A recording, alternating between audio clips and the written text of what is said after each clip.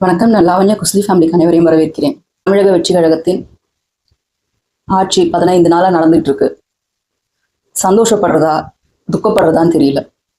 சந்தோஷம் எதுக்குன்னா 15 நாள்ல மற்ற முதலமைச்சர்கள் செய்யாத காரியங்கள் எல்லாம் இப்போது இருக்கிற முதலமைச்சர் திரு விஜய் அவர்கள் சாதிச்சு காட்டிக்கிட்டு இருக்காரு. ஒரு நாளும் அவர் அலுவல் பணியை மேற்கொள்றதா இருக்கட்டும், அரசு பணியாளர்களை நேரத்திற்கு வர வைக்கிற அந்த ட்ரைனிங் ஆகட்டும், வாகனங்களை தானே எடுத்து டெஸ்ட் பண்ணுறதாகட்டும், மதுக்கடைகளை மூட சொல்றதாகட்டும், போதைப் பொருள் தடுக்கிறதுக்கு எடுத்த நடவடிக்கைகள் ஆகட்டும், அரசு ஊழியர்களுக்கு அகவிலைப்படி அவருக்கு வர வேண்டியதை பெர்மிஷன் கொடுத்ததாகட்டும், இப்படி பல விஷயங்கள் அவர் நல்லது செஞ்சுக்கிட்டு வந்தாலும் இன்னொரு பக்கம் சில தவறுகள் நடந்துக்கிட்டு தான் இருக்கு. தமிழ்நாடுன்னு இல்லை, இது எழுதப்படாத விதினே வச்சுக்கோங்களேன். எந்த நாட்டிலையுமே ஏதாவது ஒரு தவறு நடந்தால் அது ஆளுங்கட்சி மேலே தான் போய் சேரும். அதை மறுப்பதற்கில்லை. ஆனால் அது எந்த மாதிரியான குற்றங்கள், எந்த மாதிரியான சம்பவங்கள்ன்ற ஒரு டிஃப்ரென்சியேஷன் இருக்கு. அந்த டிஃப்ரென்சியேஷனை தான் இங்கே மற்ற கட்சியினர் மிஸ் பண்ணுறாங்கன்னு நான் சொல்லுவேன். நாங்கள் தமிழக வெற்றி கழகத்தின் சார்பாக இதுக்கு முன்னாடி ஆளுங்கட்சியாக இருந்த திமுகவை பற்றி பேசும்போது நாங்கள் நிறைய டேட்டாவோட மட்டும்தான் பேசுவோம். அந்த நேரம் எல்லா குற்றங்களையும் திமுக மேலே நாங்கள் சொல்ல மாட்டோம். ஆனால் ஒரு சில குற்றங்கள் இதை அரசு நினச்சிருந்தா தடுத்திருந்திருக்கலாம், இல்லை அது அரசு சம்பந்தப்பட்ட விஷயமா இருந்திருக்கலாம், அதில் குற்றத்தில் ஈடுபட்டவர்கள் கட்சியில் இருப்பவர்களாக இருக்கலாம். இந்த மாதிரி விஷயங்கள்ல மட்டும்தான் அந்த விஷயத்தை முன்னெடுத்து நாங்கள் பேசின விஷயமா இருக்கட்டும். தனலட்சுமி ஹாஸ்பிட்டல் கிட்னி முறைகேடுன்னு சொல்லி, கிட்னி திருட்டு அதை முறைகேடுன்னு சொல்லி சுகாதாரத்துறை அமைச்சர் மா சுப்பிரமணியம் அவர்கள் சொன்னார். அந்த மருத்துவமனையை நடத்தினது டிஎம்கே ஆள். கல்குவாரி பழனியாண்டி, அவருடைய குவாரியில் ஒரு சடலம் கிடச்சிது. அவர் பத்திரிகையாளர்களை தாக்குனாரு. அதுவும் டிஎம்கே சம்மந்தப்பட்டது. அண்ணா யூனிவர்சிட்டி ஞானசேகரன்றவன் யார் அந்த சார்னு கடைசி வரைக்கும் சொல்லாமலே அப்படியே குண்டர் சட்டத்தில் உள்ளே போயிட்டு கொஞ்ச நாளில் அந்த குண்டர் சட்டம் ரத்தாகி சாதாரணமாக இப்போ ஜெயிலில் இருந்துட்டு இருக்காரு. ஒரு கட்சியில் ஒரு அமைச்சருக்கு கீழே வேலை பார்த்ததா சொல்கிறாங்க. அவரும் திமுக கட்சியில் ஒரு அமைச்சருக்கு கீழே வேலை பார்த்ததா தெரியும். ஸோ இந்த மாதிரி ஒவ்வொருத்தரும் இப்போ விளாத்திக்குளத்தில் நடந்த விஷயமா இருக்கட்டும், அந்த மாணவி கற்பழிப்பாக இருக்கட்டும், அதில் ஈடுபட்டவனும் ஒரு தொடர் குற்றவாளி. அவனை கண்காணிக்க விட்டுட்டாங்க காவல்துறை அப்படிங்கிறதால அந்த விஷயத்தை முன்னெடுத்து இந்த மாதிரி ஒரு விஷயமா நீங்கள் பார்த்துக்கிட்டு வந்தீங்கன்னா அரசு சம்பந்தப்பட்ட விஷயங்களை தான் நாங்கள் குறி வச்சு பேசியிருப்போமே தவிர அரசு சம்பந்தப்படாத விஷயங்கள், அரசு சம்பந்தப்படாத குற்றங்களுக்கு அரசு மேலே குற்றம் சொன்னது கிடையாது. யாராவது சில பேர் சொல்கிறதுக்கு எல்லாத்துக்கும் தமிழக வெற்றி கழகம் பொறுப்பேற்காது. இவங்களை எல்லாரையும் தாண்டி தமிழக வெற்றி கழகம் அப்படின்ற கட்சி திரு முதலமைச்சர் சி ஜோசப் விஜய் அவர்களால் இப்போது ஆளுங்கட்சியாக உட்காந்துருக்கு. இந்த ஆளுங்கட்சியாக உட்கார்ந்தது இப்போ சுற்றி இருக்கிற அனைத்து கட்சிகளுக்கும் புகைச்சலை ஏற்படுத்தி இருக்குன்றதுல துளி கூட ஐயம் கிடையாது. அப்படி இருக்கும்போது எல்லாருமே இங்கே தான் விழுவாங்க. ஆனால் அப்போ பார்த்தீங்கன்னா ஒட்டுமொத்தமாக தாவேக்காவை தான் எல்லாரும் கார்னர் பண்ணாங்க. திமுகவாக இருக்கட்டும், நாம் தமிழர் கட்சியாக இருக்கட்டும், அதிமுகவாக இருக்கட்டும். திமுகவை எதிர்க்கிறது ஒரு 20%னா தாவேக்காவை எதிர்க்கிறது ஒரு 50% ஆகும். இப்போ ஆளுங்கட்சியில் வேறு உட்காந்தாச்சு இல்லையா? கண்டிப்பாக இப்போ ஒட்டுமொத்த பழியும் என்ன நடந்தாலும், அதாவது ஒருத்தர் தடுக்கி விழுந்தா கூட அது தமிழக அரசு தான் காரணம், திரு விஜய் அவர்கள் தான் காரணம், முதலமைச்சர் விஜய் அவர்கள் தான் காரணம். ஏன்னா ரோடு சரியில்லை. வீட்டில் வழுக்கி விழுந்துட்டாலும் முதலமைச்சர் தான் காரணம்.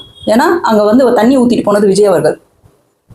குழந்தைக்கு கடைக்கு போனால் சாக்லேட் கிடைக்கலன்னா அதுக்கும் விஜய் அவர்கள் தான் காரணம். ஏன்னா அந்த சாக்லேட்லாம் பறிமுதல் பண்ணிட்டாங்க. இப்படியெல்லாம் சொல்லுவாங்க. அதுக்கு முதல்ல தமிழ்நாடுன்னு இல்லை, எந்த ஊர்லேயுமே எல்லாரும் நல்லவங்களா இருக்கணும்.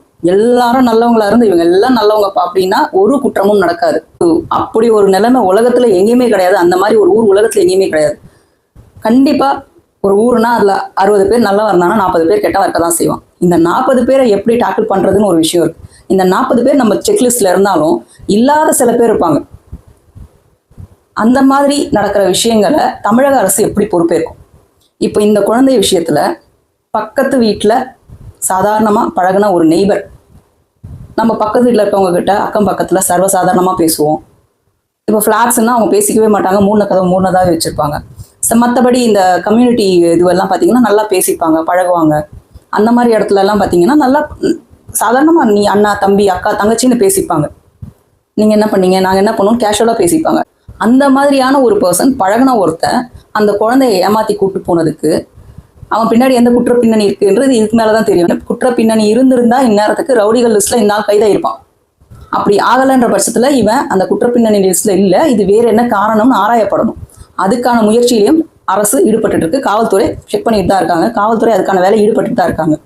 தமிழக முதல்வர் விஜய் அவர்கள் அந்த குடும்பத்துக்கு பர்சனலாக ஃபோன் பண்ணி அவங்களுக்கு எவ்வளவு கடுமையான தண்டனை கொடுக்க முடியுமோ அவ்வளவு கடுமையான தண்டனை நாங்கள் கொடுப்போமான்னு சொல்லியிருக்காரு. ஆனால் இது எப்படி நெரேட்டிவ் கொண்டு போய் செட் பண்ணுறாங்க அப்படின்னா, தமிழக அரசு தான் காரணம். 10 விஷயம் நடந்ததுன்றதை 100 விஷயம் நடந்த மாதிரி காட்ட பார்க்குறாங்க. ஆனால் இவங்க செய்கிற விஷயங்கள் எதுவுமே மக்களுக்கு தெரியாமல் இல்லைன்றது இவங்களுக்கு புரிஞ்சிக்க முடியல. இவங்க வந்த 15 நாளில் தமிழக வெற்றி கழகம் என்ன பண்ணியிருக்கணும், ஒட்டு மொத்தமாக தமிழ்நாட்டையே க்ளீன் பண்ணிடணுன்றது இவங்களுடைய மனப்பான்மை. இவ்வளவு நல்ல மனப்பான்மை உள்ளவங்க 5 வருட காலம் ஏன் இந்த தமிழ்நாட்டை சுத்தம் பண்ணல?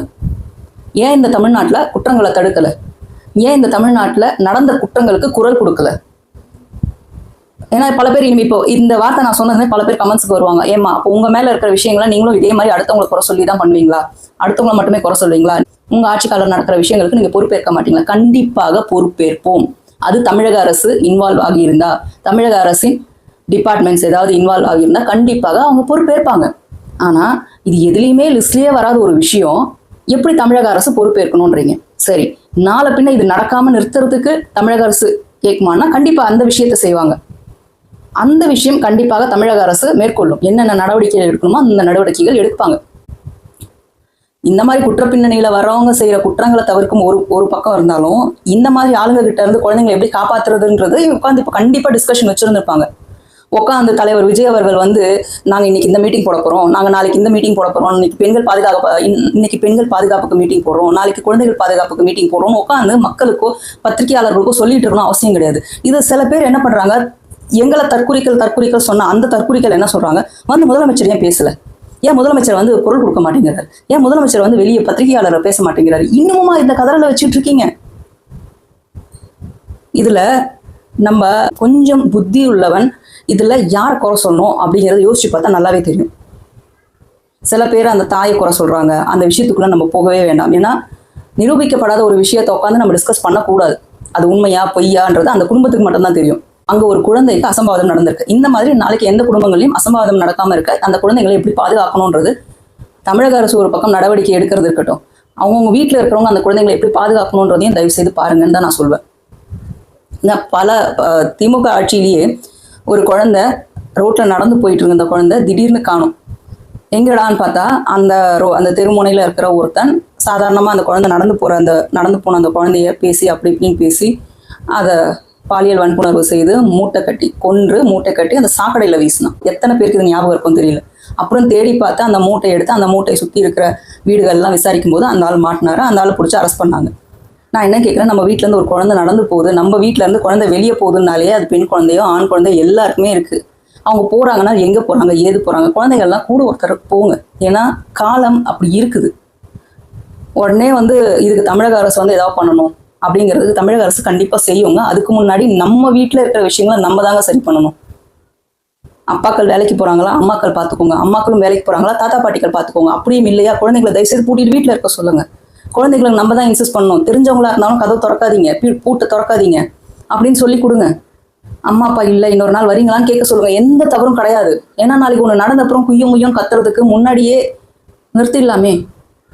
இதுக்கு பல பேர் சொல்லுவாங்க, என்னங்க இப்படிதான் நம்ம வந்து மாத்திக்கணுமா நம்மளன்னா? தயவு செய்து, ஏன்னா இப்ப இருக்கிற இந்த அளவுக்கு கொண்டு வந்து தள்ளினது இதுக்கு முன்னாடி ஆட்சி செய்த கட்சிகள் தான். 15 நாள்ல இந்த ஊர் இந்த மாதிரி ஆகலை.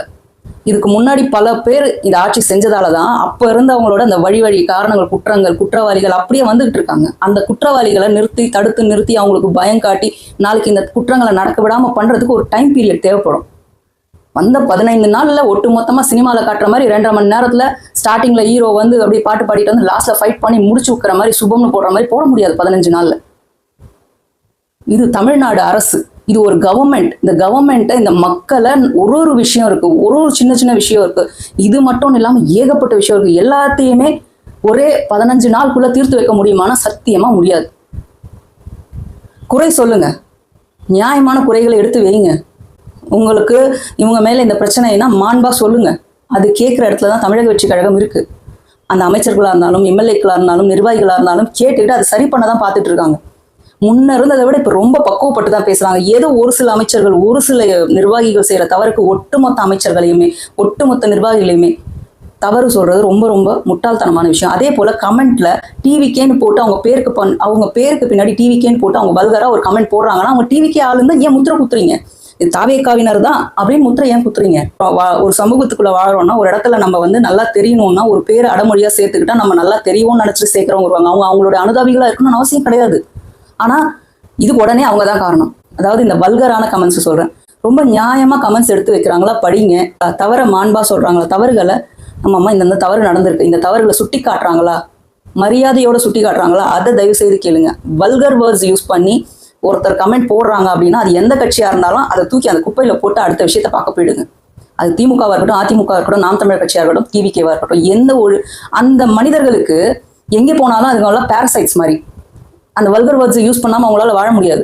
நான் பழைய வீடியோலயே சொல்லியிருப்பேன். ஏன்னா திமுக நிர்வாகி ஒருத்தர் அந்த மாதிரி என்கிட்ட இந்த கமெண்ட்ல கதறினாரு. அப்படி தட்டி போட்டு போயிட்டே இருப்பான். இதுங்கெல்லாம் இந்த புழுக்கள் மாதிரி தான் இவங்களை தூக்கி போடணும். அந்த மாதிரி வல்கர் வேர்ட்ஸ் யூஸ் பண்றவங்க அது எந்த கட்சியா வேணா இருக்கட்டும். ஆனா தமிழக வெற்றி கழகத்துல அவங்க யாரோ ஒரு சில பேர் பண்ற தவறுக்கு ஒட்டுமொத்த கழகத்தையும் தவறு சொல்வது ரொம்ப ரொம்ப தவறான விஷயம். அடுத்தது, ஒரு கட்சியை பார்த்து 15 நாள்ல வந்த அத்தனை கட்சிகளுமே கதறுது அப்படின்னும் போது இதோட வெளிப்பாடு எப்படி இருக்கு அப்படின்னா, தமிழக வெற்றி கழகம் எவ்வளவு பிரம்மாண்டமா வளர்ந்து நிற்குது, திரு விஜய் அவர்கள் எவ்வளவு தூரம் அவரோட வளர்ச்சியை கொண்டு போயிருக்காருன்றத ஆச்சரியகரமா பார்க்க முடியுது.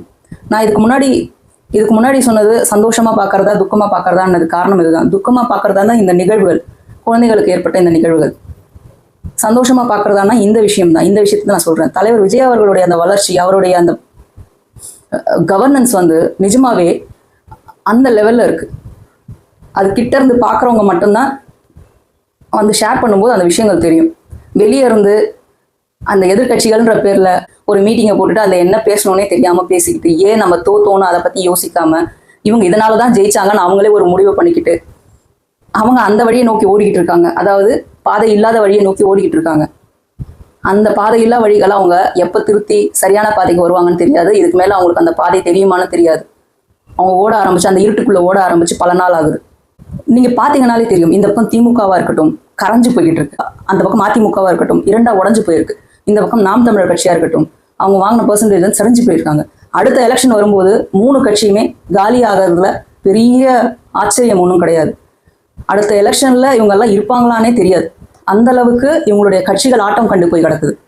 ஆனா இப்ப இவங்க எல்லாருமே தமிழக வெற்றி கழகத்தின் மேல குவிஞ்சு போய் கிடக்குறாங்க கோவத்துல. இது எப்படி வரலாம்? 2.5 வருஷத்துல வந்த ஒரு கட்சி அவங்க வந்து ஆட்சியில உட்காந்துருக்காங்க. பேருக்கு மைனாரிட்டின்னு சொல்லி ஒரு வார்த்தையை சொல்லி அவங்களை எப்படி டவுன் பண்ணலாம், இல்லையா இந்த குற்றங்களை சொல்லி இங்க இருக்கிற மக்களை எப்படி ஆஃப் பண்ணலாம், இங்க இருக்கிற ஓட்டு போட்ட மக்களை எப்படி மேனிப்புலேட் பண்ணலாம், அவங்களுடைய நிர்வாகிகள் அங்கங்க அரசு பணியில உட்கார வச்சுட்டு அவங்கள வச்சு மற்ற விஷயங்களை மக்களுக்கு இடையூறு செய்யும் விஷயங்களை பண்றதா இருக்கட்டும். இது எந்த அளவுக்கு நியாயம் தெரியல. அங்க இருக்கிற மக்களுக்கு தெரியும் அவங்க யாரு, எந்த கட்சி நிர்வாகிகள்னு. தயவு செய்து கேள்வி கேளுங்க. பிரச்சனைன்னா கொண்டு போங்க, அவங்க எம்எல்ஏ கிட்ட எடுத்துட்டு போங்க, மினிஸ்டர்ஸ் கிட்ட எடுத்துட்டு போங்க. அவங்க கண்டிப்பா இதை சரி செய்து கொடுப்பாங்க. ஏன்னா எல்லாருமே மக்கள் கிட்ட போய்கிட்டு இருக்காங்க. மக்களை ரீச் பண்ணி அவங்க கஷ்டங்களை குறைகளை கேட்டு தெரிஞ்சுக்கிட்டு இருக்காங்க. அதனால அந்த மாதிரி நீங்க போய் தயவு செய்து சொல்லி அவங்க கிட்ட வந்து வாங்கிக்கோங்க. ஆனா இன்னொரு பிரச்சனையும் தமிழக வெற்றி கழகத்தின் அமைச்சர்களும் சரி எம்எல்ஏக்களும் சரி ஃபேஸ் பண்ற விஷயங்கள் என்ன தெரியுமா? நீ என்ன சொல்றது நான் என்ன கேட்கறது அப்படின்னு பழைய கட்சி நிர்வாகிகள் பண்றாங்க. அரசு பணியில இருக்கிற பழைய கட்சி நிர்வாகிகள் இருக்காங்க இல்லையா, அவங்க அந்த வேலையும் செய்யறாங்க. இதையும் பார்க்க முடியுது. இவங்க வந்து ஃபோர்ஸ்ஃபுல்லா சொன்னா என்ன நடக்கும்? உடனே இவங்க வந்து போராட்டம் அப்படின்ற ஒரு விஷயத்த முன்னெடுப்பாங்க. இதையும் சமாளிச்சுக்கிட்டு இவங்களையும் சமாளிச்சுக்கிட்டு இவங்க வெளியே வரணும். அவங்களுக்கு அந்த கால அவகாசம் தேவைப்படும். இன்னும் இதுக்கு வந்து வேற எப்படியெல்லாம் முன்னெடுப்புகள் எடுக்க முடியும் அப்படின்னு விஜய் அவர்கள் வந்து ஆலோசனை நடத்தாம இல்லை. இவங்க எல்லாரையும் டேக்கிள் பண்ணிக்கிட்டு இவங்களையும் அவங்க வேலையை செய்ய வைக்கணும் அப்படின்னா இதுக்கு சட்டம் ஒழுங்கும் சரி மற்ற மக்களும் சரி நம்ம எல்லாருமே ஒத்துழைப்பு கொடுத்தா மட்டும்தான் நடக்கும். நல்லா புரிஞ்சுக்கோங்க. இப்போ குழந்தைகள் மேல பல பேருக்கு கோவங்கள் அதிகமா இருக்கு. காரணம் என்னன்னா குழந்தைகள் சொல்லிதான் இவங்க எல்லாம் ஓட்டு போட்டாங்க அப்படின்றதுனால குழந்தைகள் பக்கம் பல பேருக்கு கோவம் அதிகமா இருக்கு. அதனால குழந்தைகள் மேல தாக்குதல்கள் அதிகமாக நடக்க வாய்ப்புண்டு. அவங்கவுங்க வீட்டுல குழந்தைகளை தயவு செய்து பத்திரமா பார்த்துக்கோங்க. இது நம்ம குழந்தைகள் நம்ம சேஃப்டி மட்டும் இல்ல, நம்ம தமிழக வெற்றி கழகத்தின் சேஃப்டிக்கும் சேர்த்து சொல்றேன். உங்களுக்காக மட்டும் பார்க்காதீங்க, பக்கத்து வீட்டுல இருக்கவங்களுக்குமே இன்சிஸ்ட் பண்ணுங்க உங்க குழந்தைங்களை பத்திரமா பார்த்துக்கோங்க. அவங்க எந்த கட்சியினரா வேணா இருக்கட்டும், ஆனா குழந்தைகளை தயவு செய்து பத்திரமா பார்த்துக்கோங்க. 18 வயது கீழே இருக்கவங்க பல பேர் இப்போ தாக்கப்படுறதோ அடிக்கப்படுறதோ வெட்டப்படுறதோ நியூஸ் கண்டினியூஸா வந்துட்டு இருக்கு. பத்ரம், நான் இதை வந்து இந்த கட்சி தான் செய்தேன் அந்த கட்சி தான் செய்துன்னு சொல்லலை. ஆனா அந்த கோவம்ன்றது குழந்தைகள் மேலேயும் மக்கள் மேலேயும் திரும்பி இருக்கு மற்ற கட்சியினர்ல இருக்கவங்களுக்கு. அதை நம்ம எந்த அளவுக்கு மாற்றி நம்ம தமிழக வெற்றி கழகத்தின் மேலே அந்த தவறை கொண்டு போக முடியாமல் நம்மளை எப்படி பாதுகாத்துக்கிறோம், நம்ம பிள்ளைகளை எப்படி பாதுகாத்துக்கிறோம்னு இருக்கு. அதனால தயவுசெய்து நம்ம இது ஃபர்ஸ்ட் முன்னெடுப்போம். அடுத்து சட்டப்பூர்வமாக எந்த ஒரு விஷயமா இருந்தாலும் சட்டப்பூர்வமாக செய்வோம். தயவுசெய்து இந்த சண்டைகளுக்குள்ளே போயிடாதீங்க. ஏன்னா வாண்டடாக சில பேர் வந்து சண்டை இழுக்க பார்ப்பாங்க. ஏன்னா அவங்க ஒரு பெரிய கலைபரம் சின்ன பொரியை போட்டு சின்ன தீப்பொறியை போட்டு கொழுந்து விட்டு எரிய வைக்க பார்ப்பாங்க. அதுக்கு இடம் கொடுத்துடாதீங்க. உஷாராக இருங்க. என்ன ஒரு சண்டைகள் வர பார்த்தாலும் வார்த்தை போர்லேருந்து தான் ஆரம்பிக்கும். அந்த வார்த்தைகளையும் பார்த்து பேசுங்க. கமெண்ட்ஸ் போடும்போதும் வார்த்தைகளை கமெண்ட்லேயும் பார்த்து போடுங்க. சுற்றி பேசுகிறவங்ககிட்டையும் பார்த்து நடந்துக்கோங்க. இது நமக்கு மட்டும் பார்த்துக்கிற நல்லது இல்லை, தமிழக வெற்றி கழகத்துக்கும் சேர்த்து பார்க்குற நல்லதாக இருக்கும். அதே போல் தவறுகள் உங்களுக்கு தெரியுதுன்னா சைலண்ட்டாக போங்க. உங்களுக்கு நம்பிக்கையானவர் யாருன்னு தெரியுதோ தமிழக வெற்றி கழகத்தில் அவங்க கிட்ட போயிட்டு அந்த கம்ப்ளைண்ட்ஸை ரெஜிஸ்டர் பண்ணுங்க. கண்டிப்பாக தலைமைக்கு எடுத்துகிட்டு போவாங்க. அவங்க நல்ல விஷயமே நடக்கும்னு பார்ப்போம். இதுக்கு மேலேயாவது நம்ம சேஃபாக இருப்போம், நம்மளை சுற்றி இருக்கவங்களும் சேஃபாக வச்சுப்போம். இந்த 5 வருடம் நம்ம எப்படி எடுத்துகிட்டு போகிறோம், இந்த 5 வருடம் தலைவர் விஜய் அவர்கள் முதலமைச்சராக விஜய் அவர்கள் இந்த நாட்டை எப்படி நடத்துறாருன்னு ஒட்டுமொத்த இந்தியாவும் கண்குத்தி பாம்பா பார்த்துட்டு இருக்கோம். முக்கியமாக நம்மளை சுற்றி இருக்கிற கட்சிகள் இப்படி தடுக்க விட மாட்டாங்களா, பிடிச்சி காலை இழுத்து விடலாமான்னு வெயிட் பண்ணிட்டு இருக்காங்க. அதுக்கு மக்களாகிய நாம இடம் கொடுத்துடக்கூடாது. நல்லதே நடக்கும் நம்புவோம். மேலும் பேசுவோம். நன்றி, வணக்கம்.